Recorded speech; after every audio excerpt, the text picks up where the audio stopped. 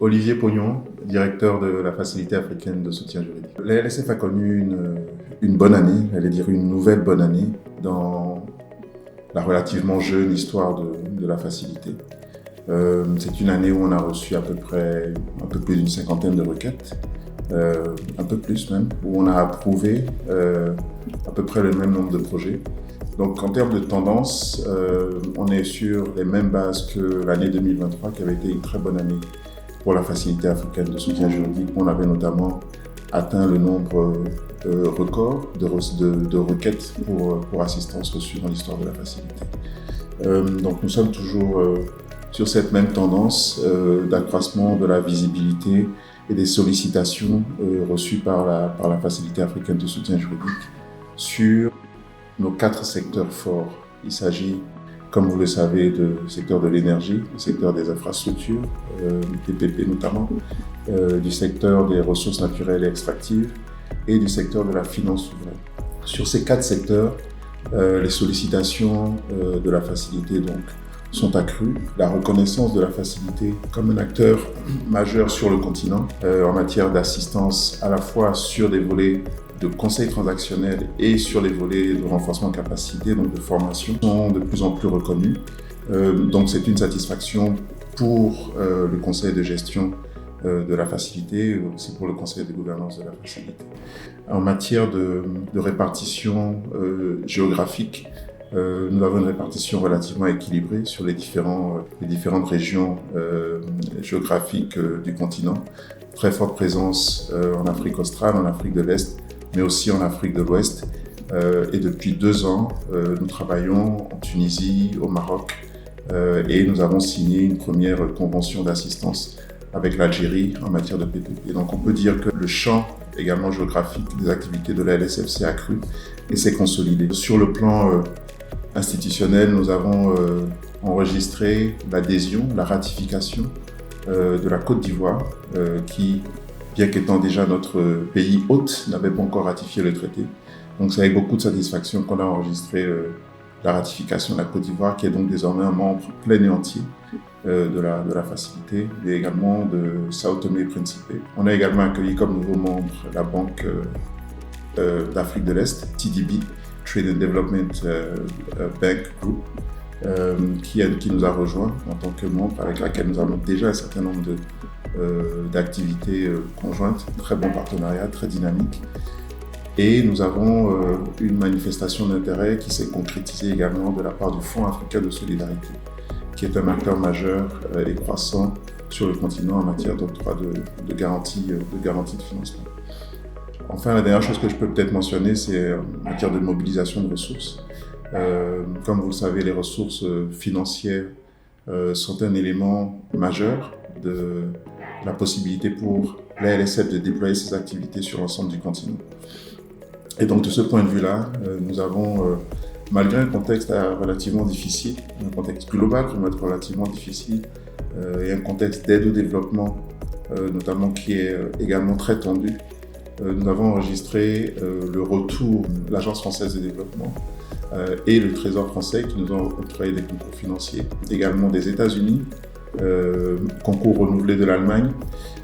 Et bien entendu, nous avons toujours le soutien qui est constant depuis l'existence de la Facilité de la Banque africaine de développement à travers le Fonds africain de développement. Donc ce sont des marques de confiance, des témoignages d'appréciation, non seulement d'appréciation, mais aussi de confiance dans ce que la LSF peut déployer comme activité, et qui nous conforte dans l'idée que le mandat de la LSF est pertinent et que nous avons toujours une place à jouer, un rôle accru à jouer dans cet écosystème de développement du continent.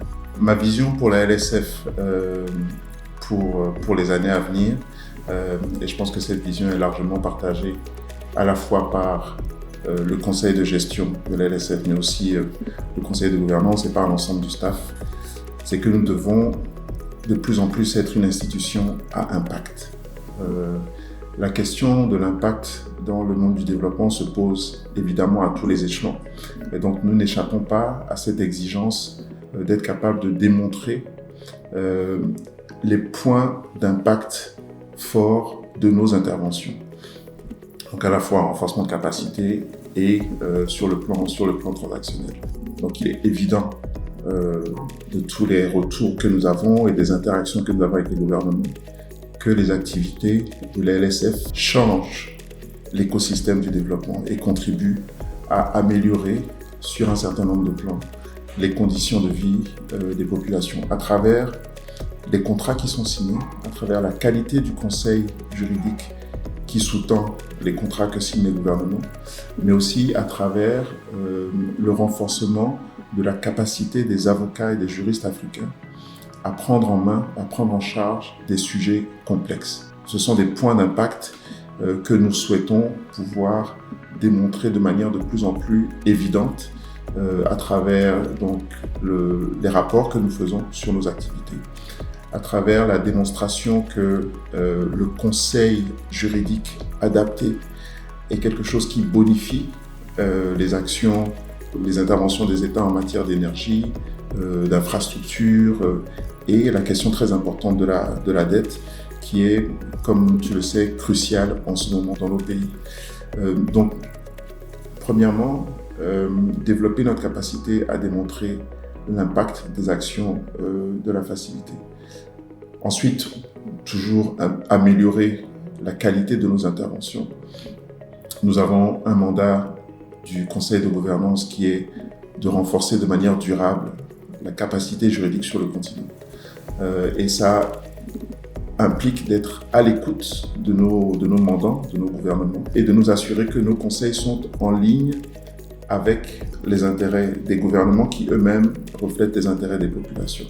Donc cet alignement entre ce que la LSF propose, est capable de faire, et les visées, les objectifs stratégiques des gouvernements est également quelque chose de très important dans lequel nous essayons de nous inscrire. Ensuite, comme tu le sais, nous travaillons beaucoup avec des cabinets d'avocats, à la fois avec une implantation à l'international, mais aussi une implantation nationale et géographique sur le continent.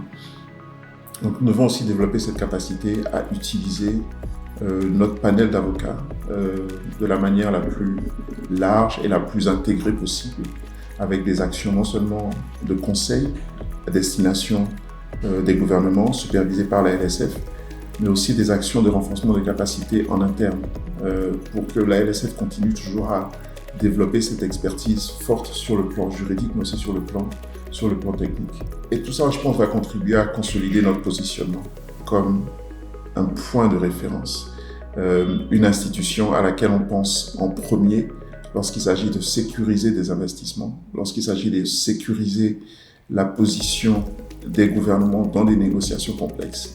La LSF doit continuer à être cet acteur de référence majeur auquel l'ensemble des gouvernements africains font appel.